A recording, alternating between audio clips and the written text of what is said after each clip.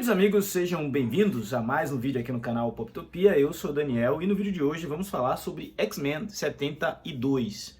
Essa é a edição do mês de junho da revista mensal dos X-Men, que atrasou bastante, só chegou agora na segunda quinzena de agosto e traz algumas repercussões dos eventos mostrados anteriormente em X-Men 71, que foi aquele fatídico episódio durante o baile de gala, né? Essa bagunça cronológica, na verdade não cronológica, essa bagunça na ordem de lançamentos, inclusive, afetou um pouco o meu entendimento de algumas histórias, porque só depois de ler X-Men 71 que chegou aqui essa outra HQ. Luto por uma Amiga, que é o especial lançado em 40 páginas pela Marvel. E aqui a Panini colocou em 40 páginas, capa cartão e custando R$14,90. Um especial lançado pela Marvel para que as pessoas soubessem aí da morte da Kamala Khan, para que as pessoas lidassem com o velório da Kamala Khan, a família dela, a comunidade religiosa dela. Inclusive, alguns super-heróis aparecem, a Miss Marvel, o Homem-Aranha, o Wolverine, os Campeões. Isso aqui era para ter saído antes de X-Men 71, só chegou depois. Eu já tinha visto lá em X-Men 71 que a Kamala já tinha ressuscitado. Então, se a morte dela já não teve muito impacto, lendo depois teve menos ainda, né? Aí vem, ó, não perca em X-Men 71 e em setembro a queda de X. Vamos lá, vamos por partes. Aí chega X-Men 72, que é uma edição em capa cartão, com 136 páginas, custando R$ 34,90, reunindo as edições X-Men 25, Immortal X-Men 14, que é essa da capa aqui do Professor Xavier contra um sentinela na ilha de Krakoa, Dark X-Men, que é essa equipe de X-Men liderada aqui pela Madelyne Pryor, número 1, e X-Men Vermelho, número 14, que é a continuação do arco da Guerra Civil em Arakko, né, no planeta Marte. Tá cada coisa acontecendo em um momento do tempo, tá cada coisa acontecendo em uma situação. O que a gente sabe aqui é que os mutantes ficaram dispersos depois dos eventos que aconteceram lá no baile de gala. O Professor Xavier obrigou os mutantes a atravessarem os portais, cada um foi para um lado, e aqui a gente vai ver como essa diáspora mutante afetou vários deles, né? Primeiro a gente vai ver uma equipe meio de resistência, liderada pela Emma Frost. Essa equipe tem, entre outros integrantes, o Synchro, a Caçadora, né, que é a versão da X-23. Também vamos descobrir o destino do Ciclope, que tinha sido derrotado lá na Casa da Árvore dos X-Men. Isso escrito pelo cidadão Gary Duggan, né? E eu estou escolhendo bem as palavras porque a leitura dessa HQ me deixou com uma sensação de que esse escritor não entende de X-Men. Ele não entende de X-Men a ponto de fazer com que uma das personagens mais queridas da franquia mutante, que eu estou falando da Kitty Pryde, se transformasse em uma assassina.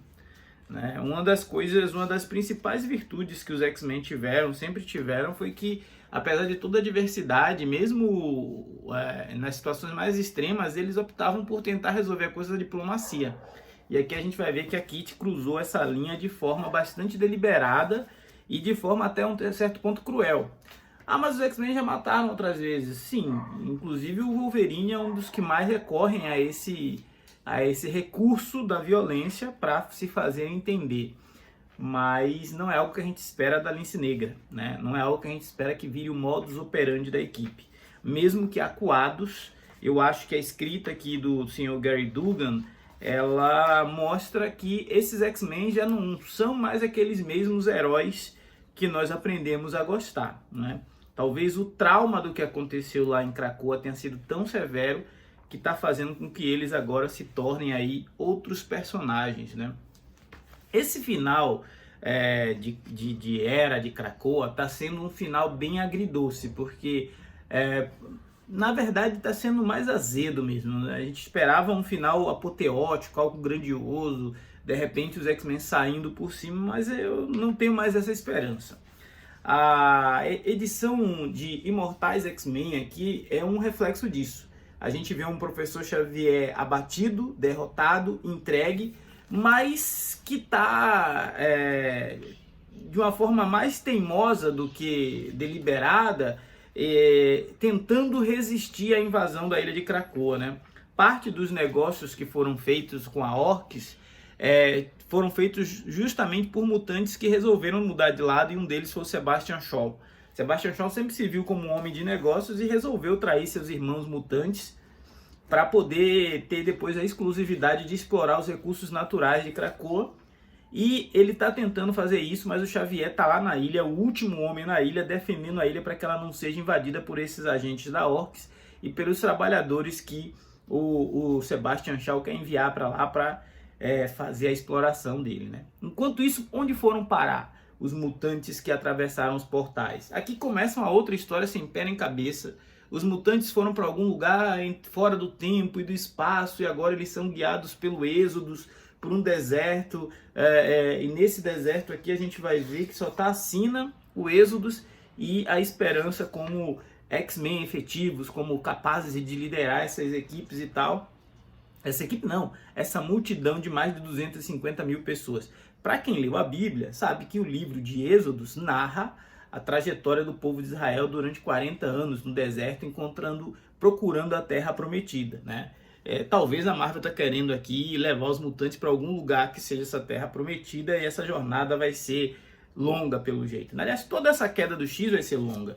Além desse especial que saiu da Kamala Khan, que complementa um pouco as histórias, estão saindo outros especiais com esse título de A Queda de X. O número 1 já está nas bancas, eu mostrei no vídeo onde chegou nas bancas. É uma antologia reunindo duas minisséries, a minissérie do Homem de Gelo e a minissérie da Jean Grey, e custa R$ 79,00. O número 2 também já está em pré-venda, e o número 3 vai trazer justamente o especial da Kamala Khan, que também vai se envolver diretamente com os X-Men, né? Outro título que surgiu depois do baile de gala é justamente os Dark X-Men, né? Os X-Men sombrios. E, cara, é assim, a Madelyne Pryor ganhou o direito de ser de novo a regente do inferno e do inferno do limbo, e ela resolveu fazer do limbo um ponto seguro para alguns mutantes, né? Aqueles que não atravessaram os portais, aqueles que não foram orientados pelo Xavier para ir a algum lugar. Inclusive, alguns dos principais mutantes, eles tinham um protocolo, né, treinados pelo Professor X para não se deixarem ser controlados, e acabaram não indo. E é aí que a gente vai ver o surgimento de Gambit, Larval, Arcanjo, e eles vão acabar formando uma equipe mais ou menos liderada pelo Destrutor e pela Madelyne Pryor, para ser uma outra opção para esses mutantes se refugiarem aonde? No limbo. É uma parte dessa história de Krakoa que estava rolando lá na revista dos Novos Mutantes. A própria Illyana Rasputin estava negociando a passagem de bastão de ser a mandante do limbo para Madelyne. Deve ter desenrolado alguma coisa lá naquela saga que misturou os clones do Homem-Aranha com o clone da Madelyne Pryor, que era a Teia Sombria. Eu não li e não lerei, né? E estou bastante desanimado com esse final de fase. Bastante desanimado, tá tudo meio bagunçado. Parece que a Panini não vê a hora de se livrar disso. Tá soltando um monte de especial. Isso aqui poderia ter vindo dentro da revista pra gente ler na ordem que deveria ter saído. Vai ter série dos X-Men acontecendo paralelo às revistas mensais de X-Men e Wolverine. Vão ter histórias acontecendo lá na revista de Avante Vingadores. Então quem quiser acompanhar toda a queda de X, além de pegar a revista mensal do Wolverine, dos X-Men, os especiais da queda de X, precisa ler a revista Avante Vingadores e também procurar a mensal do Homem de Ferro, que eu acho que está saindo na revista dos Vingadores, para você ter uma visão completa. É muita coisa. Voltamos a uma época que o leitor é obrigado a ficar caçando nas bancas, ou nem banco quase existe mais, né? Enfim.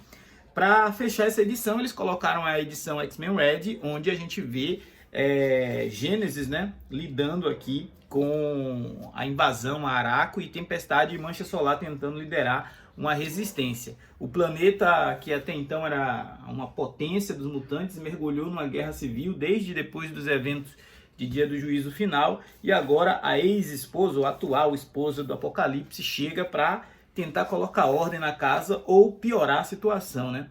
Esse é um quadrinho bastante político, bastante filosófico, tem poucas batalhas, eu gosto muito de ler X-Men Red, é escrito pelo Al Ewing, mas o fato dele já estar vindo depois de tanta história estranha sobre a queda de Krakoa, me tirou um pouco da vontade de ler. E confesso para vocês que depois eu vou tentar reler com calma para ver se muda a minha impressão, ou talvez esse X-Men Red fosse um arco, um material que fosse para sair no especial à parte, ou de repente ter uma edição só com essas histórias para a gente ler tudo numa tacada só.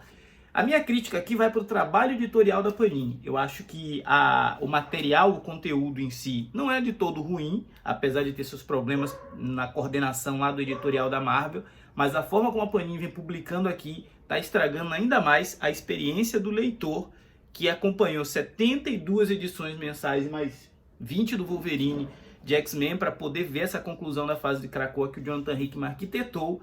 E a gente está vendo ela ser demolida de uma forma bem desagradável, de uma forma bem desorganizada e de uma forma talvez até desrespeitosa com quem colecionou até agora.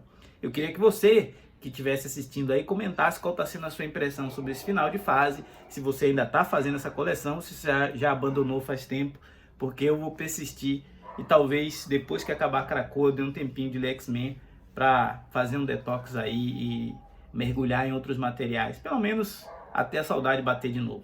Esse foi o Poptopia de agora. Se não for inscrito, se inscreva. Forte abraço. Até a próxima.